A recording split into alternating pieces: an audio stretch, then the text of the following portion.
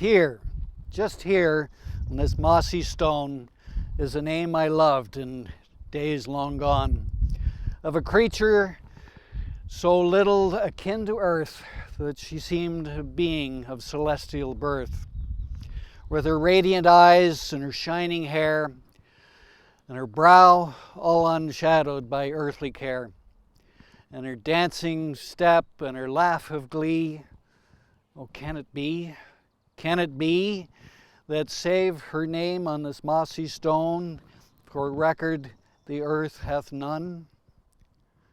This is Stone Secrets.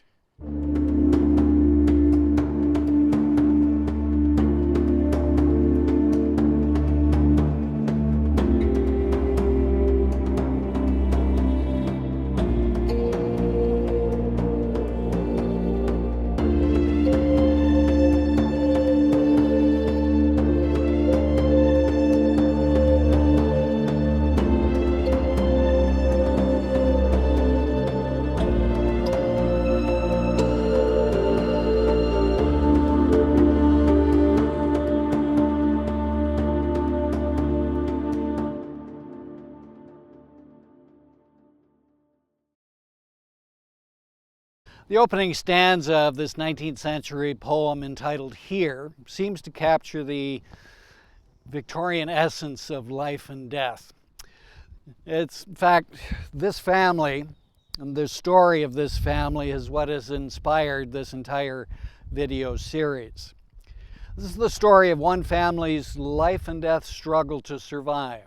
This is a story of heartache and sorrow, but it's their story, it's your story, it's our story. If you look through the Ingersoll Rural Cemetery burial records, which thanks to the Oxford County Library System are now available online so that you can look them up.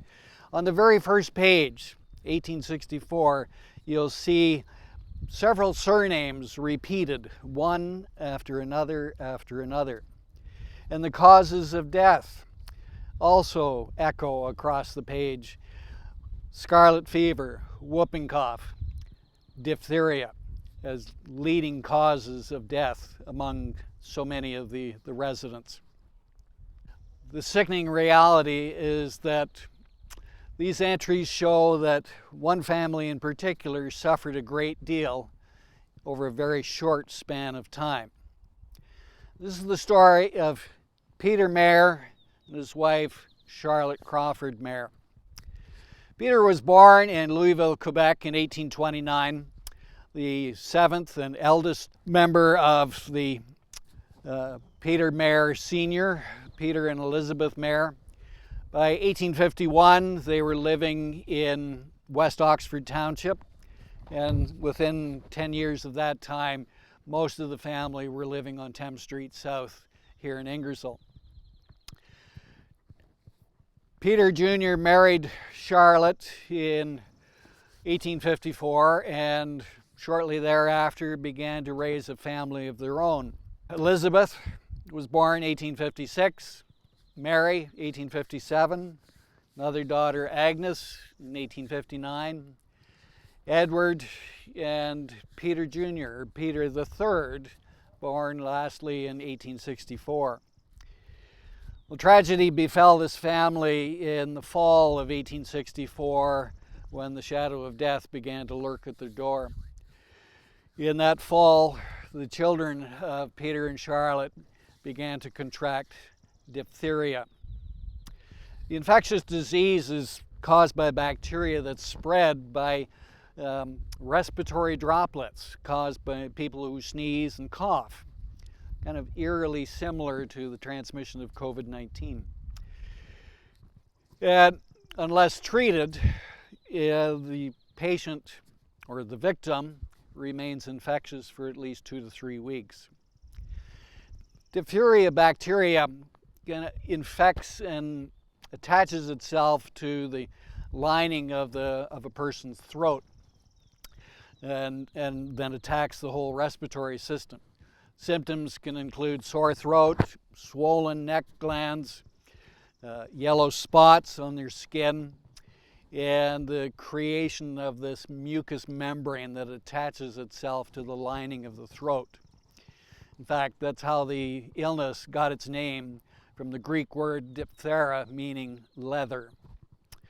It's also been known as the strangling angel of death because it affected and killed so many children, certainly during the 19th century. It seems to have originated in Greece and Egypt in the 1600s, but by the 19th century it was one of the leading causes of death among children.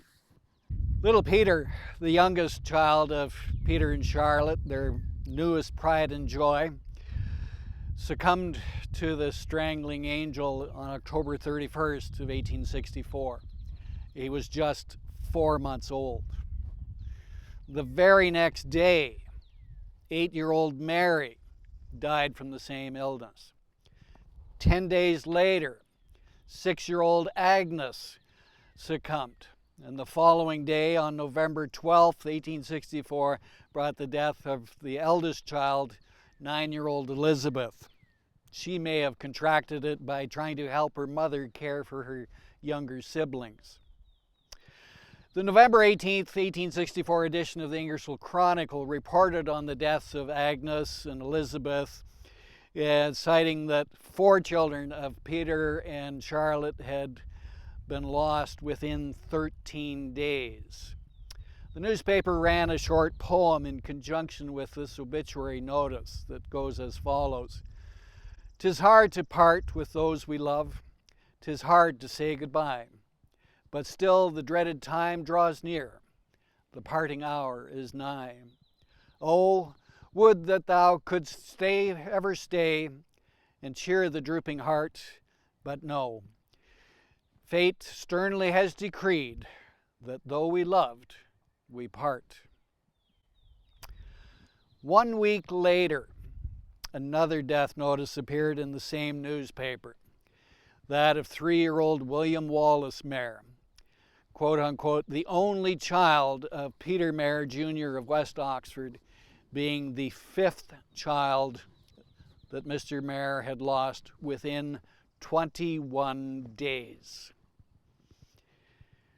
Now, there's no notice anything about the grief and suffering that Charlotte, their mother, must have been going through, but that's a commentary for another time. The newspaper ran another poem to share the grief with the family, with the readers of the newspaper, that went as follows. "Happy son, thy days are ended, all thy mourning days below. Go by angel guard attended, to the sight of Jesus go." Well, 3 years later, following a prolonged period of grief and mourning, Peter and Charlotte welcomed a new member to their family, a daughter, Charlotte Crawford Mair. Born in 1867, she was able to grow up, attend school, find love, marry James Tripp, and raise a family of 3 daughters of her own, and die of old age in 1949. These are some of the lessons that can be learned by walking through the stones here in Ingersoll Rural Cemetery. This is Stone Secrets.